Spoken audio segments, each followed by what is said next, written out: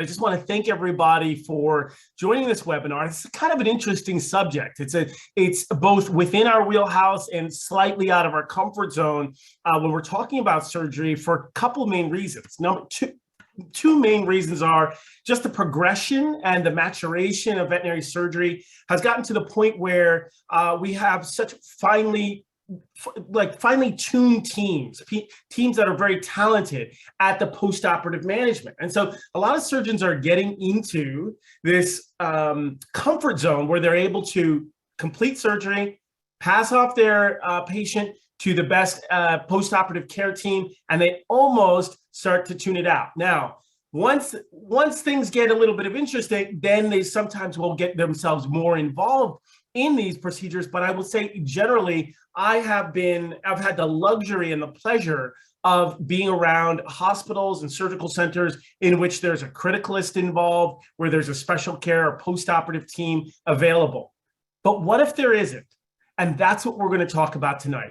Today is more of a discussion about how do we review some of those tried and true fundamentals that we've known for so long that help us keep our patients safe and improve our post-operative outcomes. Essentially, this conversation today is, what if you can't get a criticalist on the phone? Because to be honest, criticalists are fantastic in that they're going to get very involved, very in depth, and discuss a lot of the pathophysiology. But what if you have a lot of surgeries to do? What if you have a bunch of patients to take care of afterwards? Is there a way that you can review these fundamentals and still result in good post-operative outcomes? So that's what we're going to talk about today. 10 pearls of post-operative management. Some of it is going to sound like a review. Some of it is going to sound like, oh yeah, I think I remember that. And then others hopefully will be, brand new. But either way, I think we're going to have a lot of fun. So let's get started if we can. I'm going to see if we can advance this. Yeah, so I just want to thank the good folks at Zoometica for powering this talk. And none of that relationship is going to influence what we talk about today, but generally speaking, really big shout out to Zoometica. We're going to talk about just these 10 pearls, just everything from a physical exam to talking about how do we fluid resuscitate our patients or make sure that they're euvolemic. And then of course, we'll finish up with just how do we do continuous monitoring. So one of our challenges going forward is that post-operative care is very difficult, right? It can be very difficult. In fact, according to a very popular meta-analysis, they're looking at 47 to 60% of anesthetic-related deaths can occur during the post-operative period, and the majority of those occur within the first 3 hours.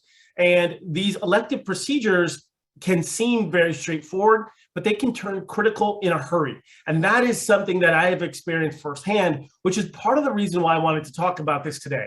Because when the majority of your caseload is elective orthopedics, it can seem that the emphasis on making sure that we exercise meticulous postoperative care, it can feel a little bit lost at times. And so I want to re-emphasize it. I want to highlight the fact that these elective cases can turn critical. And of course, their critical cases will certainly require vigilant monitoring. And so taking a look at the American Society of Anesthesiologists, just looking at that physical status scale, this scale is not always used for in every hospital, but I would encourage you to use it only because it can help keep you accountable for patients that come into the hospital who don't essentially have the best physical status. Essentially, and not only does it keep you accountable, but it also informs that family that if you have a patient that has mild systemic disease like diabetes, Addisonian, or even hyperthyroidism for our kitty cats, these all contribute to a slightly increased risk overall.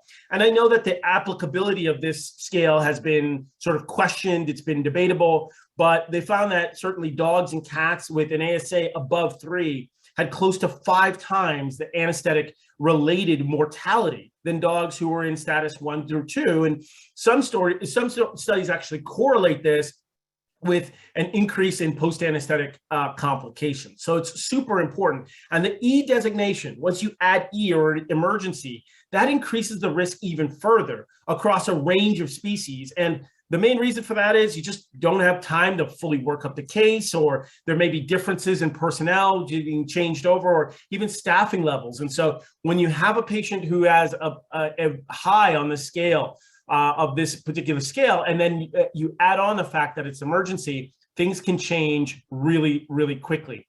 And so just taking a look, I think familiarity is really key. That's going to be the key for me. So looking at this patient who's immediately post-operative a splenectomy last week, you would look and say, wow, he may be a little bit over-sedated, or maybe he's just really enjoying his pain meds. Maybe he's not doing so well. He looks kind of out of it. But, you know, after talking with the family, immediately after, I said, you know, are you anxious? How are you feeling? They said, oh, we couldn't be happier. And I said, oh, you know, Zoe does look to be a little out of it. They're like, oh, no, this is exactly what she does at home all day long. And so they were actually happy with the fact that Zoe looked like this and acted like this. Of course, she was able to get up and she was responsive, but they felt like her personality was spot on for how she normally is. So for me, knowing essentially what's normal for that patient is one of the cornerstones for me of excellent postoperative care. I may have a husky who's vocal, or a dog who seems aggressive, or a dog who seems sedate, and it may cause me concern. And then when I reach out to the family, they'll let me know that this is either exactly how they are, or this is how they recovered previously in response to other medications, or the nature of the surgery. It's important to let your team know that, because partial gastrectomies or extensive dissections, they can result in a higher pain level. And these patients may have a difference in how they recover. So most important, serial exams. You know, once you move from the familiarity of pre-op, is getting a chance to just get down and dirty and get your elbows, get some elbow grease in there so that you can actually take a look at these serial exams. They tend to be the most important for me. And I'll try to complete at least 2 a day, 1 in the morning, 1 in the afternoon. And if not, if it's a patient who is particularly critical, if I can get into that cage, some cage time at least 3 times, that would be awesome. So establishing a baseline before, and then getting a chance to do serial exams is key. Again, a lot of these seem like basics. However, they can certainly save you. They can alleviate anxiety. They can help you determine prognosis for the family. And they can just give you an overall status account. Of course, if you do get a chance, have a team member get a daily weight and give you a chance to assess their fluid status and overall mentation. So what about blood work, right? For me, the big four, and the big four may differ for other people, but it includes a PCV total solids, blood glucose, and an ISTAT. And this can be cost prohibitive in some hospitals because it could be the equivalent of sending out blood work. However, it does give you a nice tool, a daily tool to assess overall how they're doing, or if further investigation into their blood status is warranted. I do have this tiny 2 kg Yorkie up there, partly because I know that doing a big 4 or serial blood samples can actually deplete their overall blood volume. Combine that with the saline flushes and fluid resuscitation efforts, you add all of that together and you can get into patients who you've either depleted their blood volume, or you can you have to be careful about issues with coagulation cascade or coagulopathy. So I think overall, if the patient allows it, if it's suitable for that patient, is getting daily blood work, particularly on your cases that you're either concerned about, or in cases that seem to be beyond the straightforward, beyond the elective orthopedics. But what about other samples, other diagnostic aids, right? And particularly in septic patients. Well, those patients, I do advocate for getting a complete blood screen, serum chemistry, electrolytes, and of course, looking at acid-base status as well. But I think that the third pearl I would say to take away from this would be to constantly consider other types of analyses as well. So if you are planning on admitting this patient and you're like, I want excellent postoperative outcomes, is plan ahead for what kinds of samples do I actually want. And that way, no one's surprised when it comes to a financial standpoint. Your team isn't surprised, and most of all, you're not surprised. So in this patient, certainly I would sign them up for what's listed there, but I would also include a lactate. Lactates, can be particularly helpful, or cytologies as well. When you're taking a look at just a biomarker for just septic peritonitis, they found that if effusion lactate concentration of above 4.2 was 72% sensitive and 84% specific for the diagnosis of septic peritonitis. But they also found that glucose, and of course, we're not measuring interleukins, but they found that glucose was significantly different too. Now, glucose was definitely more sensitive. Lactate was more sensitive than glucose in this particular study, and that's why when you're looking at the comparison samples between effusion blood glucose and looking at plasma blood glucose, it's so important to make sure that you add on lactate on that as well to get a more sensitive indicator of what's actually happening in that patient. And then just taking a look at just admitting patients to the hospital. This particular study took a look at just the prognostic utility of looking at plasma lactate and serial lactate measurements in dogs and cats just presenting to the hospital. What they found was that they measured the plasma lactate within the first 4 hours of administration, and they found that was the highest in the first 30 minutes. And they said it was pretty common. And they found that plasma lactate concentration was significantly higher in dogs who didn't live, right? And so if there's a difference in lactate between the time that they were admitted to the hospital and the serial lactates that you've done throughout their time in the hospital, if that varies by more than 4.5, that was 100% specific for non-survival.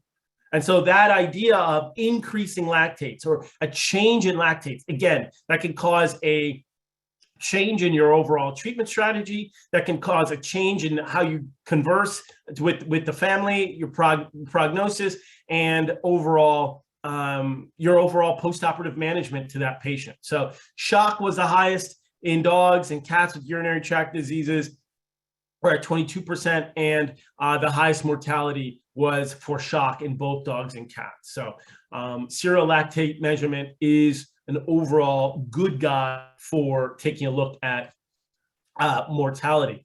Body temperature, again, it's something that probably we don't even necessarily think about. And I say that in a good way, partly because of the talent of our teams. We have such talented teams who go out of their way to make sure that our patients' body temperature is maintained.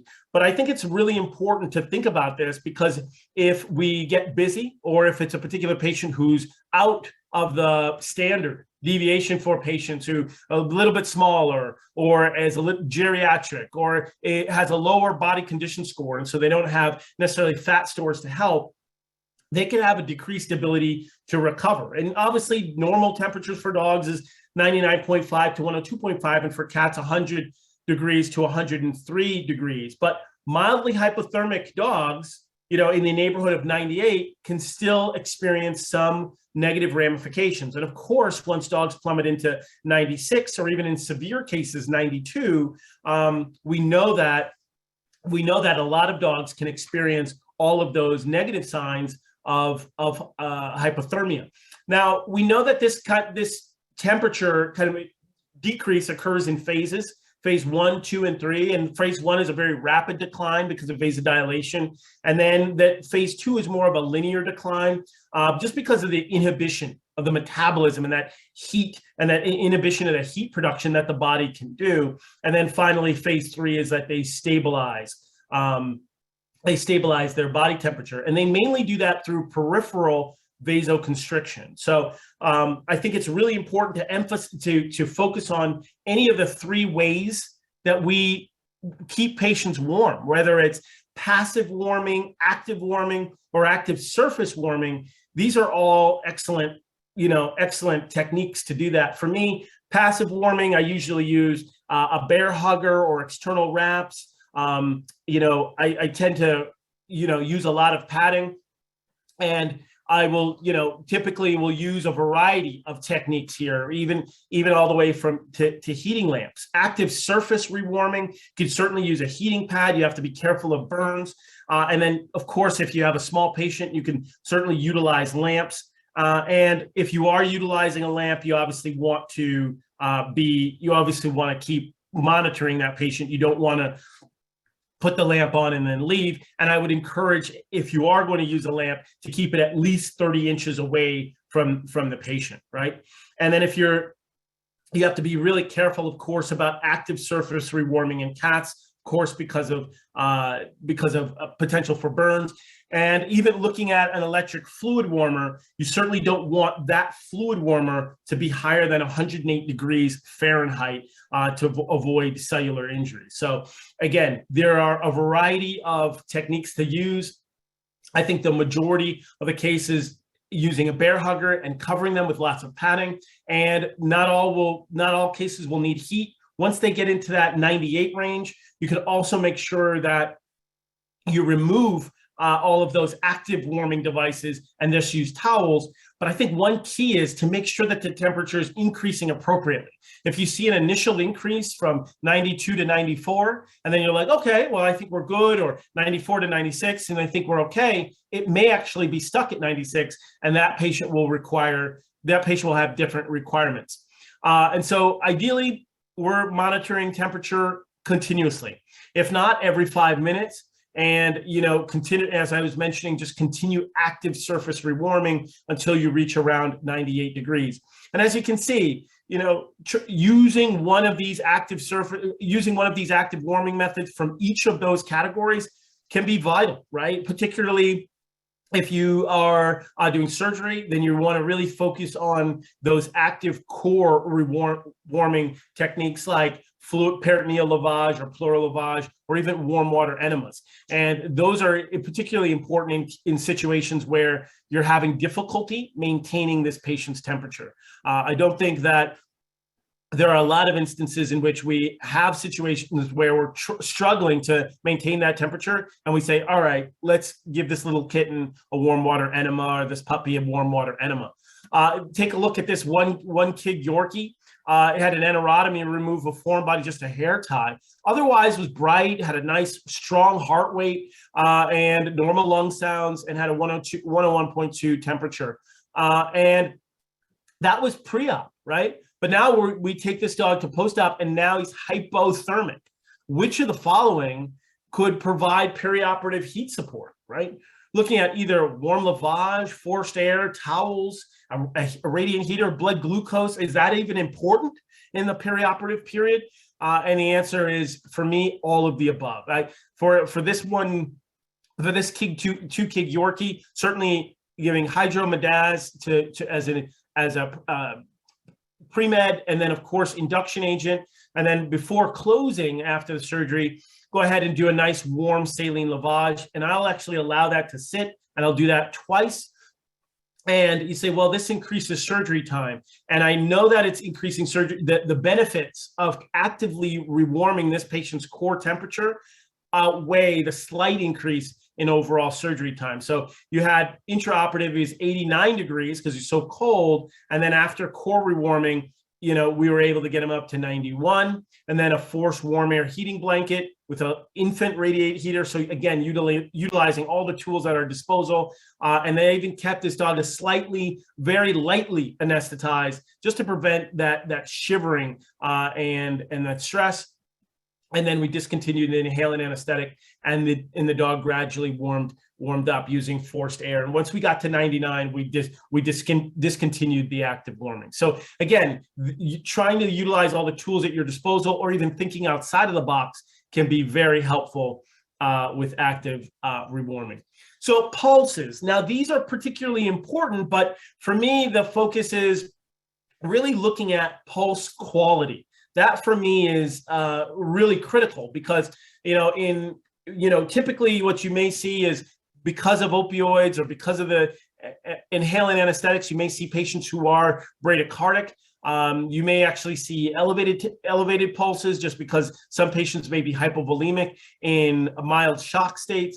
And when we see patients who have pulses that are either they're bradycardic or tachycardic, we know that there could potentially be issues with cardiac output, and that can change with perfusion. And so looking at those 3 Ps, when we see increases in pulses, are we dealing with pulmonary, a patient who's hypercapnic, which is going to cause slight hypertension? Is there an issue with perfusion, or is this patient painful? And so knowing those 3 Ps when you have an issue with your pulse can be particularly helpful.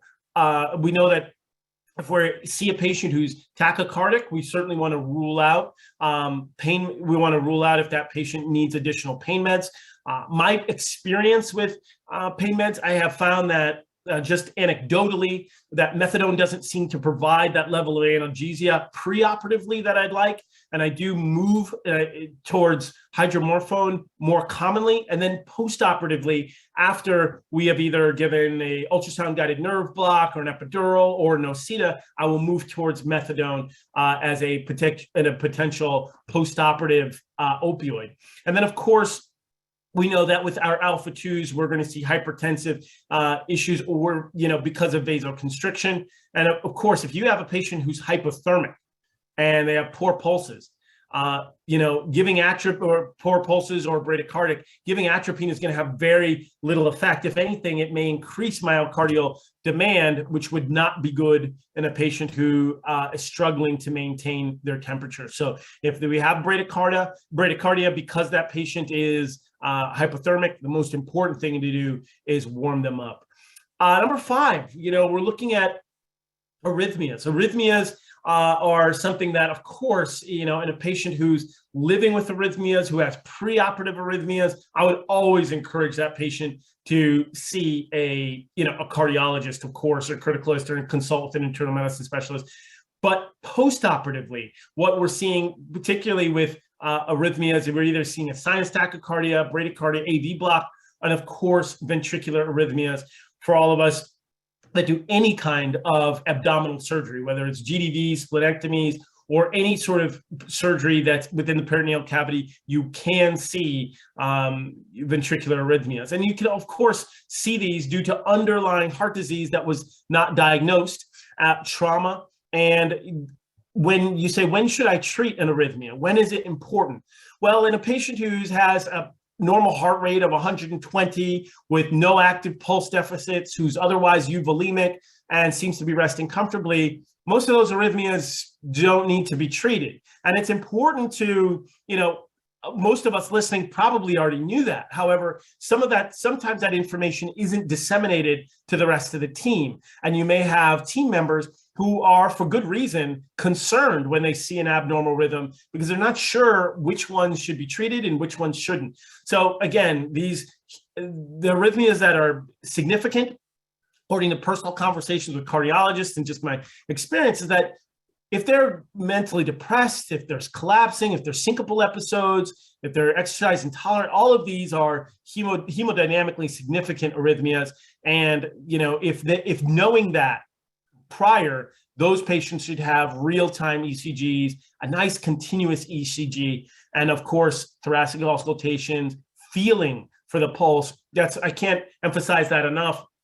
Is feeling for a pulse while you're ausculting at the same time. And of course, a cardiologist would look at the left atrium to aortic ratio and ventricular contractility if you have them in-house. Okay. So as we just talked about, when do you treat them? You're looking at that incongruity between what you're ausculting and that pulse pressure. If you see, active pulse deficits, the severe bradyarrhythmias, sometimes severe bradyarrhythmias I've certainly seen in cats from increased vagal tone after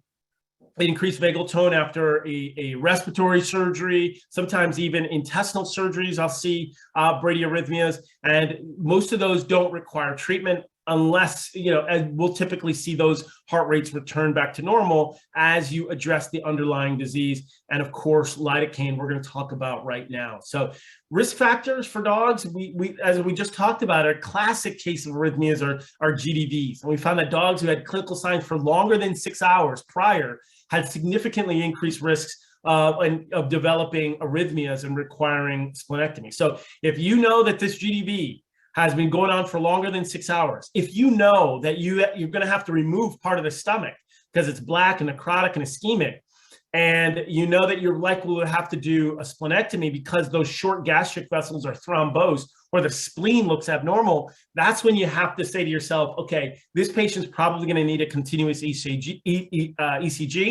And as you can see, over 50% of them received antiarrhythmic therapy, and 3 out of 4 patients will experience postoperative arrhythmias within the first 12 to 24 hours.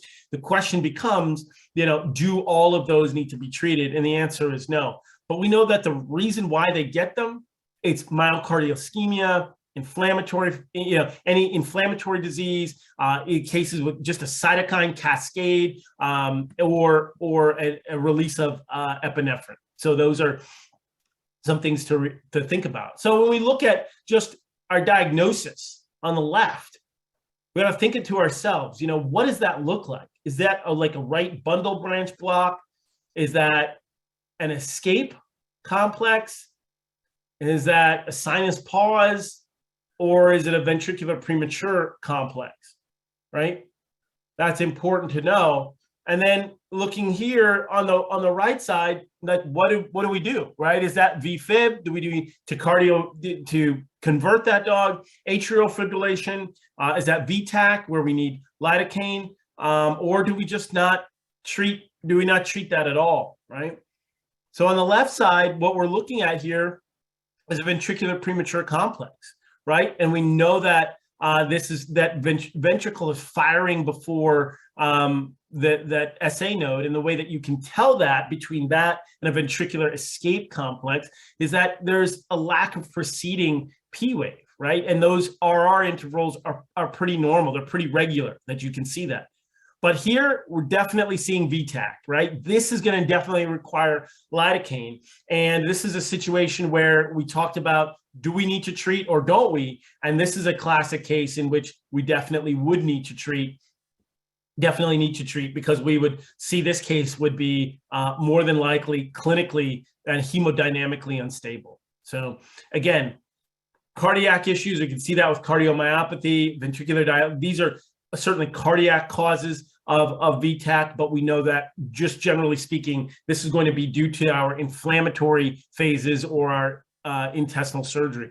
And lidocaine is preferred. It doesn't seem to have those cardiovascular effects like other antiarrhythmogenic agents have. And so it is the first line of treatment. And you could, of course, give lidocaine over as an initial bolus. And of course, I have dosages here, but for the most part, all of us have either our crash cart or our preferred dosages for this drug, which is again fine, but it can be repeated up to 3 times. And of course, these dogs will be many times placed on lidocaine CRI. There are dogs a lot of clinicians who will move towards procainamide and then send home as well on mexiletine. Again, let me repeat, if these dogs are not clinically symptomatic, that would be worth a consideration to recheck these dogs instead of treating them for it, okay?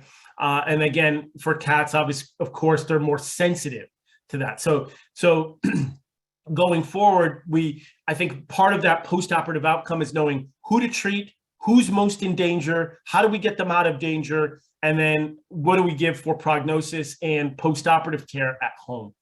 Fluids, these are always challenging because patients come in in a variety of fluid states, whether they're dehydrated or they're euvolemic. Again, when we're talking about just classic elective orthopedics, these can seem to be very straightforward, right? But I think it's important to remember that some of these patients will come in with, I don't want to call them necessarily comorbidities, but they'll come in with sequelae due to stress or anxiety, severe panting, pollakiuria, urinating. I've seen dogs come in with pretty severe diarrhea. These are all sort of situations in which I'm saying to myself, okay, does this patient need to be rescheduled? Or are we going to go ahead and proceed with the surgery? If we do, then at this point, what are we replacing, right? And so to help determine how we're going to volume resuscitate or volume expand this patient, we're going to look at serial weights. Of course, we're going to utilize our hematocrit, specific gravity, and of course, our central venous pressure as well, if you have that ability in your hospital. And, knowing all the potential losses. This is a patient is coming in for a severe wound that needs to be closed. And if that is that case, has he had a loss of proteins, and has that wound been leaking a while? Like we just mentioned, panting.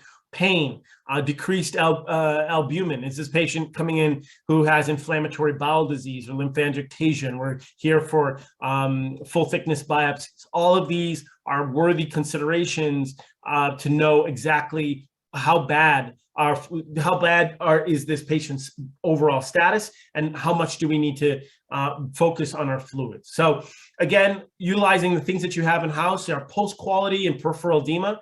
But then, of course, there are other more advanced techniques, like looking at stroke volume variation, and then, of course, looking at esophageal Doppler as well. So there are certainly techniques. And, again, this is a huge review for all of us. But for the most part, we just need, for essential venous pressure, manometer, our extension sets, our fluid bag, some tape, and our 3-way stopcock. And again, I think it's so critical to know that if you do have this, all of us can potentially do this, right? All of us can make sure that we have our manometer associated with our IV pole. We know that we're just going to switch from off to the patient to the off to the IV bag. And then once we do that, we open that up to the patient, open up the IV on that T port, and then we just follow it down. And we know that our central venous pressure for most of our patients are going to be anywhere between 0 and 5. And we want to make sure that we keep that manometer at the level of the right atrium. So again, one of those techniques in which we're going to be thinking about, well, this is something that a criticalist would do. I don't necessarily know if I feel comfortable doing that. And we know that the instrumentation or the tools in which we can do it are very straightforward. They're very straightforward. They don't require a huge investment. And that is something that we certainly can do just as a supplement to all the other techniques that we are employing to manage our volume resuscitation. And so looking at sort of this acronym called ROSE, we're looking at, do we need to resuscitate the patient? And this is critical in cases of hypovolemic shock. And what we reach for first is a crystalloid or colloidal therapy as well, an isotonic, isoosmotic crystalloid, lactated ringers, sodium chloride. And our blood volume, we know, is 90 mils per kg for most dogs and about 60 mils per kg for most cats. We divide that in quarters, give that total blood volume, that quarter volume initially, and then reevaluate in 15 minutes or reevaluate in 20 minutes and give the next quarter. Some people divide it into thirds, which is, again, completely fine as well.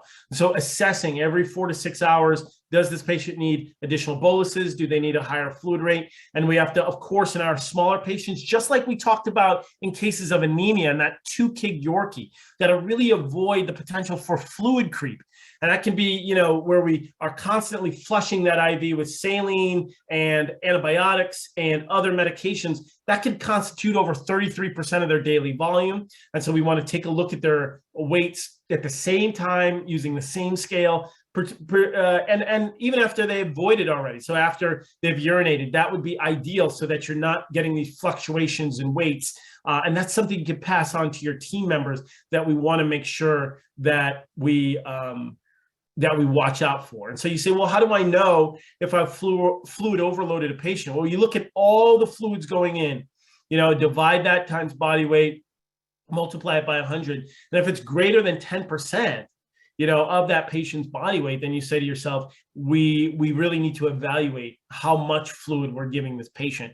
And so, of course, the ongoing stabilization, maintenance fluids, that, of course, we've got all these fancy calculations for maintenance fluids. But again, I personally like to utilize all the other techniques that you have, whether it's pulse quality, whether it's skin turgor, whether it's mucous membrane color, overall your serial physical exams for stabilization, but certainly utilizing those ongoing fluid losses and using this calculation that you've posted in your office is very helpful.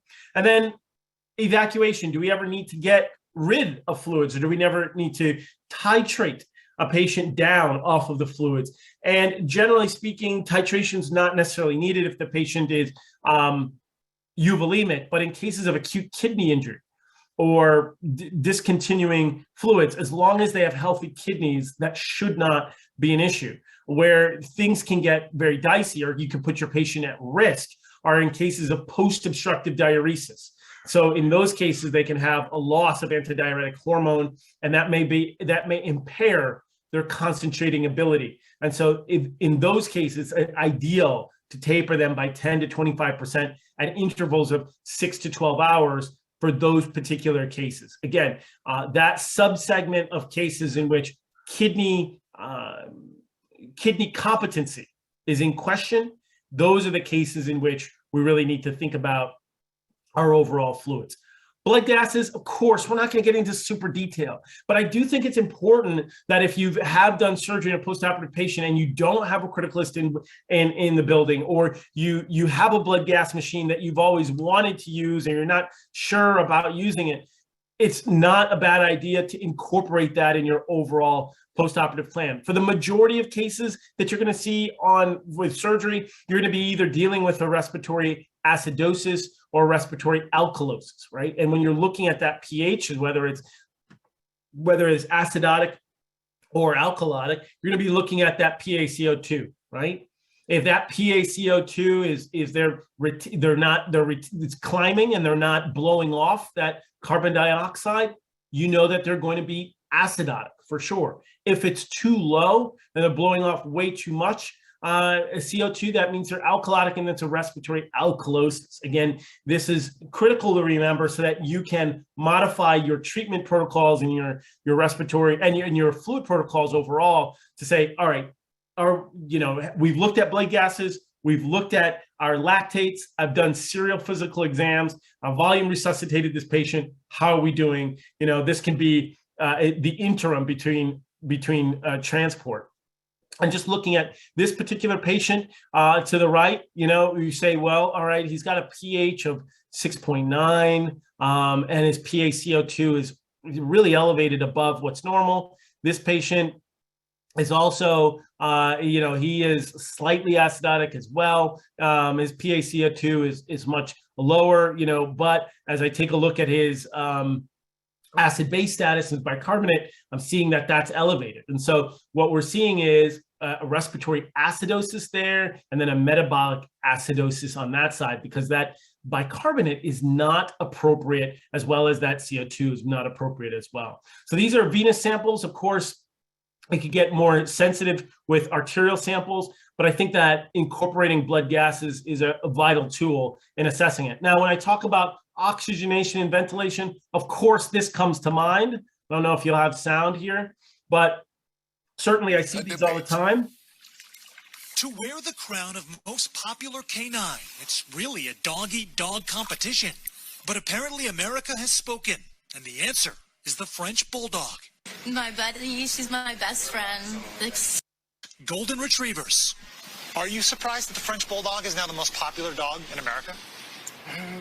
They're expensive, they're cute, but for me, it's not for me. Perhaps we should have seen. And so, yeah, I knew that this was happening just from practicing in Santa Barbara. It was by far been the most common breed in California, at least in all the towns in California that I've seen. And I knew that that was going to be sweeping the nation. And so I certainly think that taking a look at number 7, or oxygenation and ventilation, is really critical. And it's not just the French Bulldog, although we're going to be seeing obviously a lot of them for a long time. I feel like this trend will continue. And so looking at respiratory rate and effort above all will be key. I also think it's vitally important to know normals. How did they come into the hospital? What's going on at home? And of course, by the time we see cyanosis, we know that we're in deep trouble in terms of our blood oxygenation. And so arterial blood gases can also be helpful, but in full disclosure, that arterial blood gases is something that I would definitely feel more comfortable with under the purview of a critical care specialist. And so looking at ventilation, how well is this patient ventilating, or looking at our end-tidal CO2, and keeping a patient intubated, and looking at capnography, even post-surgery, can be very helpful as well. And so if we're seeing changes on our blood gas, it's important, right? And so I typically will deflate the cuff immediately before removing the endotracheal tube.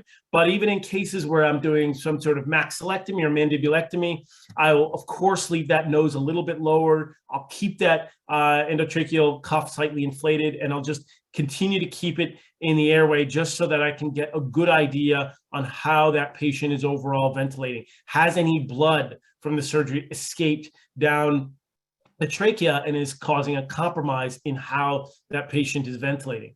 And so, of course, looking for issues of hypercapnia and hypoxemia, and the capnograph adapter, like I was just mentioning, they can be expensive, and so you don't want to necessarily move them all over the hospital or have them dropped, but they can be very useful, not just in the OR, but certainly outside of the OR as well. And I think that we're all familiar with this, but I think these are a really good, just good reminders. I think when you see a capnograph that looks like A, you know that something's not right there. You see B, you're thinking, all right, does that look familiar? And then C, you have to think in your head, all right, what are we looking at there? Now, obviously, I won't quiz anybody, but when you're taking a look at what's going on with these capnographs, you have to say A is, yeah, we placed the endotracheal tube in the esophagus, right? B, it's a nice, normal-looking capnograph. And then C, we know that that patient is rebreathing. Now, the reason why I thought that French bulldogs are such a critical component of this conversation is because when you're looking at developing the overall risk of doing airway surgery on brachycephalic breeds, you're looking at something called the BRISC score, and it is used to predict the complications of dogs post-airway surgery or brachycephalic airway Boas surgery. And so looking at those breeds, you say to yourself, all right, well, if it's an English bulldog or French bulldog, if it's not, you get 0 points. If it's one of those breeds, 0.5. If they've had any surgical history of somebody having already performed airway surgery, that's 1.5. And if there's any other additional procedures planned, where you have an owner saying, hey, let's just take that mass off, that's an additional 1.5 points. And then looking at their body condition score and how compromised are they on admission. Again, I can't emphasize this enough, which was our first pearl, which was knowing normals and knowing essentially what is this patient acting like. When we looked at Zoe, who was post-op splenectomy, the family was happy because that was normal for her. If you have a patient who comes in who's barely able to breathe or who's collapsing in the exam room, these are situations where we know that they're severely compromised. And of course, taking a look at their rectal temperature. But I think that the BRISC score can actually be extrapolated for all of your patients. Now, you might say, well, most of my patients are not brachycephalic breeds, but a different category can be replaced for breed. Is this patient geriatric? Does this patient has had a different surgery or previous surgery? Has this patient has other comorbidities? And so I think that overall adapting or changing these scores so that you know that if you are doing surgery at any kind of airway surgery on a dog or any kind of surgery at all, you can at least have a conversation with the family and say that your dog is at increased risk. Certainly that ASA score that we included originally, that can be a substitute, but specific to airway surgery or specific to different types of surgery, particularly in brachycephalic breeds who come in and let's say you're doing surgery on a brachycephalic breed and they say, I just would like you to do a spay on my English bulldog. Oh, and then could you also, remove this mass on his nose? Just inform them that every time we add on a different procedure, every time we do something else, it increases the risk. And I say, well, shoot, isn't it more risky to do 2 separate anesthesias than it is to do 1 longer anesthesia? And it's not. The shorter the anesthesia, the safer it is, and preferably divide those into 2 than 1 long anesthesia. And so taking a look at blood pressure, again, all of this is just serves as a reminder for us. It serves as a way to troubleshoot if we're having challenges. For me, it's the most important system. It's something I take extremely seriously and I pay attention to in the case of hypertension. And direct measurement would, of course, be the gold standard. But generally speaking, 99% of the cases, we're going to be doing an indirect measurement with either Doppler or oscillometric blood pressure. So it is, of course, Doppler superior, but if you see hypertension, we treat it aggressively with either fluid support, vasoactive drugs, or using both. And I think it's really important to remember that if you are seeing these, you have to think, all right, am I seeing an issue with bradycardia? Right? Is that something that I need to treat with atropine? Am I seeing decreased venous return? Do I need head-starch? Or am I seeing a decrease in overall peripheral resistance, right? And so if I'm seeing an overall issue with peripheral resistance, is that a case in which I'm going to need norepinephrine?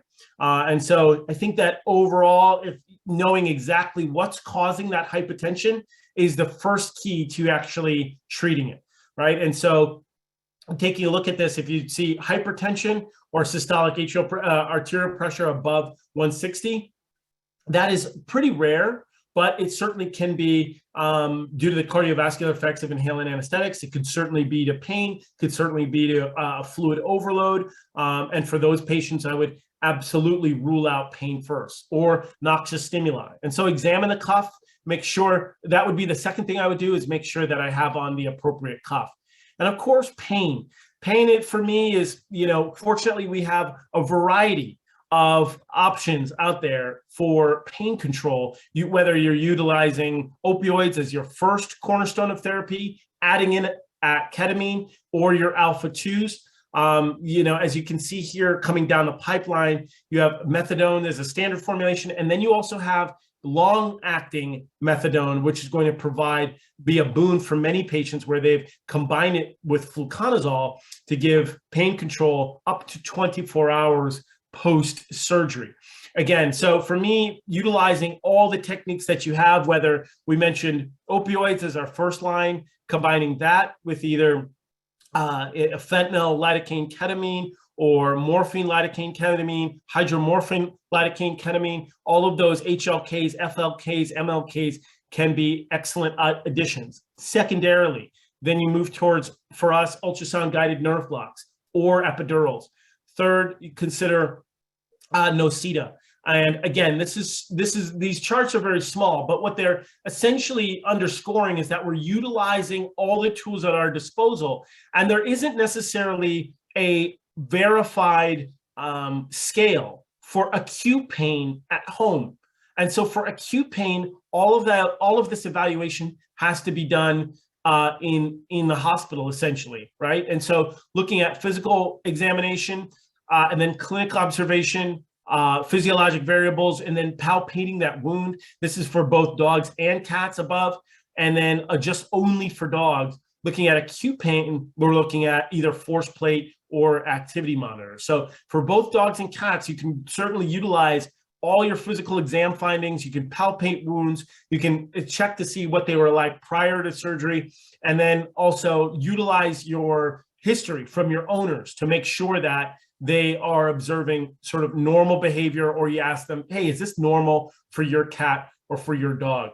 And so also getting a baseline, looking at the response to palpation, and then like the feline grimace scale, and then owner feedback, and then video from owner. So you have scales that you can utilize, and we would utilize a modified Glasgow scale in hospital for acute pain, and for post-operative pain, so that all team members were on the side. Now, there are a variety of pain scales to use. I would encourage adapting one for your hospital so that everyone's on the same page. Again, for us, it was modified Glasgow scale. But these can still be difficult, knowing how to treat pain. We could see dysphoria, we could see emergence delirium, and we know that emergence delirium is just that uncontrolled thrashing of a patient, and sometimes the transition between anesthesia and waking up is not always so smooth. You got him, Stacy? Yeah. Okay. Getting a video. Oh, it was terrible. So that is a patient who is either experiencing emergence delirium or dysphoria. And so we have to think about, what kinds of treatments are at our disposal. Some of us would reach for an additional dose of an opioid.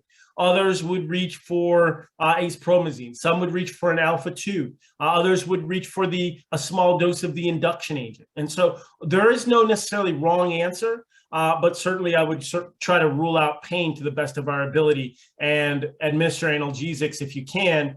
And for me, dexmedetomidine at between 3 to 5 micrograms per kilogram can be an excellent option in cases of dysphoria.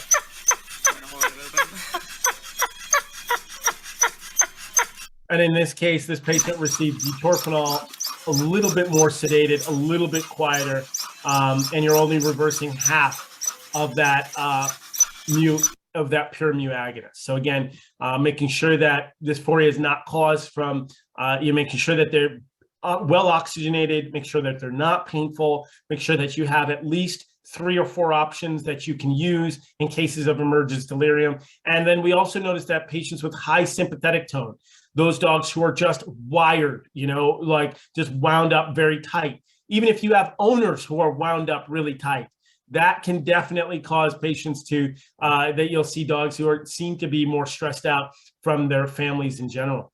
And so this is something that may be coming down the pipeline. Of course, we utilize a lot of Nocita. I think that Nocita or liposomal encapsulated bupivacaine has revolutionized surgery in the sense of decreasing postoperative care times. There are patients progressively receiving Nocita and an overall comprehensive pain management protocol and are going home the same day as their surgery. On the human side, they're starting to see or starting to experiment using, instead of liposomal encapsulated bupivacaine, just combining bupivacaine with dexamethasone.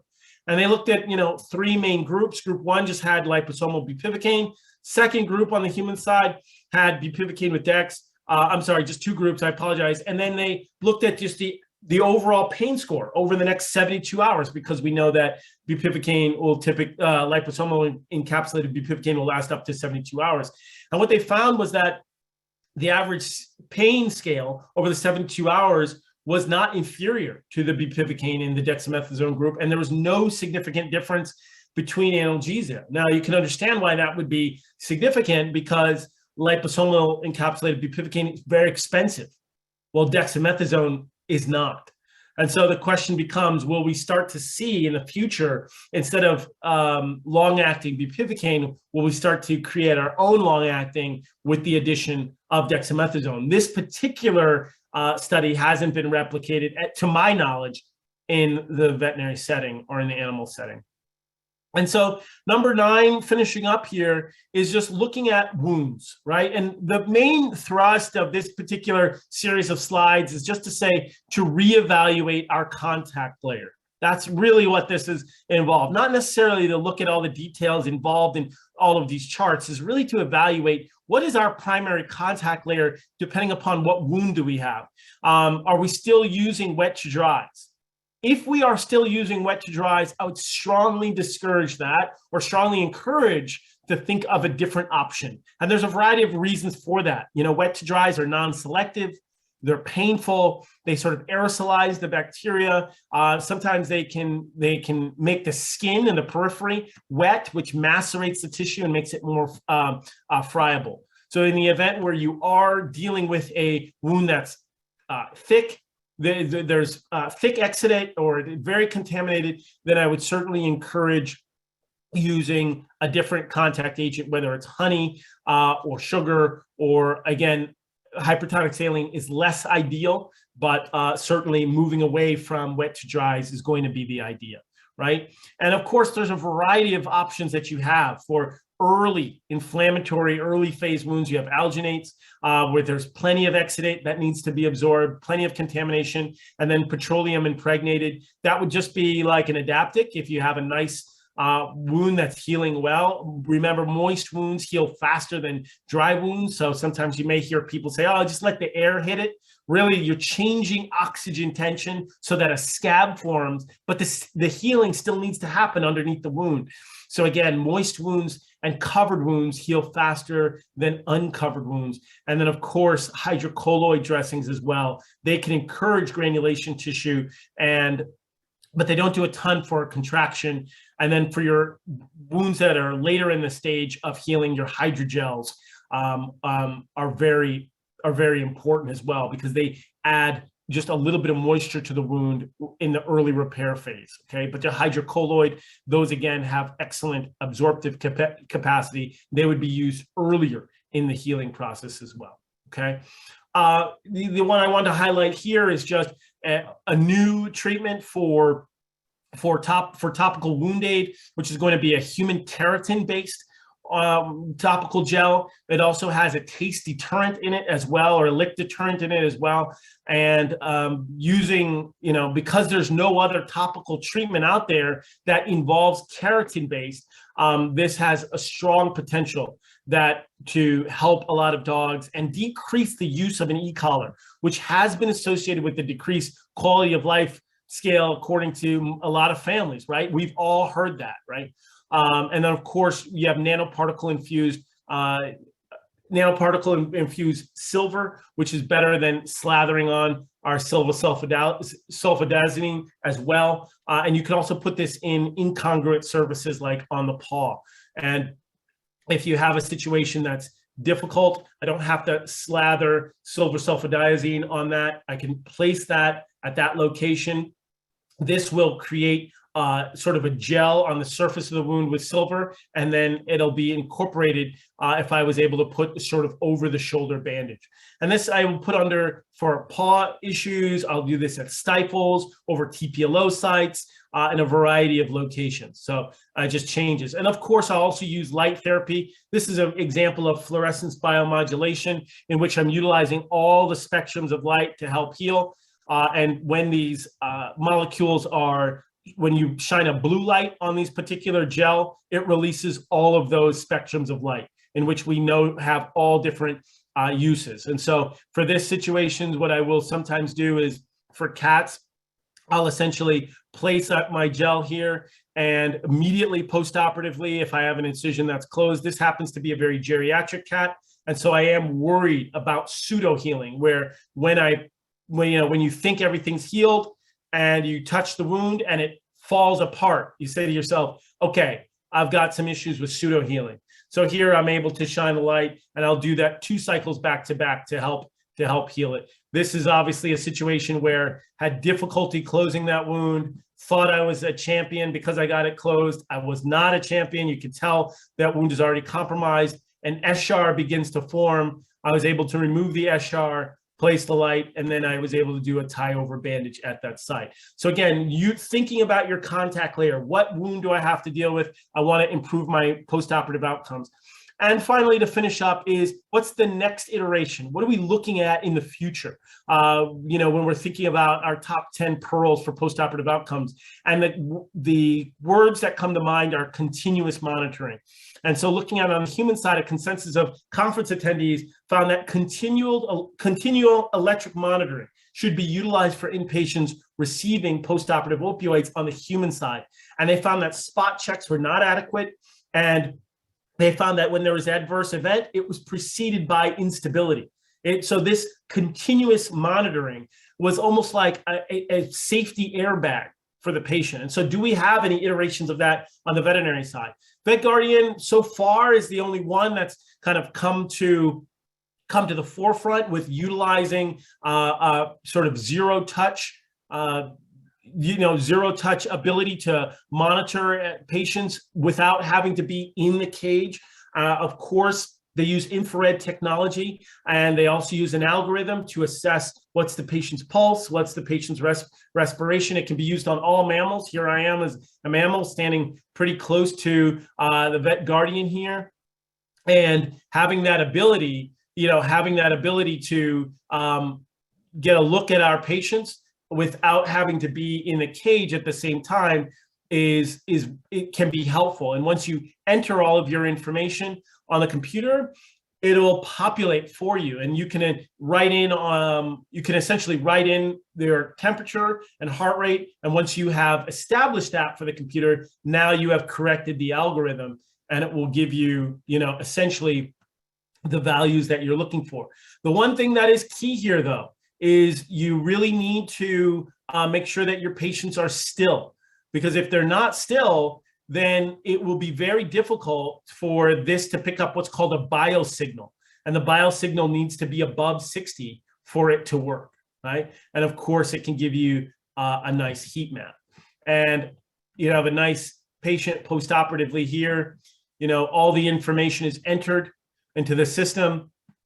And once the information is entered into the system, then you can set up alarms. Here in that red button, it says acknowledge. That means an alarm is going off that this particular value is dropped below or above a parameter that you're comfortable with. And so now that you've acknowledged that, that will stop the alarm. And there's ways to make your phone alarm too, so that you're always, you're always kept in the loop. But again, let me repeat, the downside to this certainly is if you have an extremely active patient, that is certainly less than ideal, but it'll certainly give you, that heat map if you're looking at, where is our patient most uncomfortable or where they're hottest.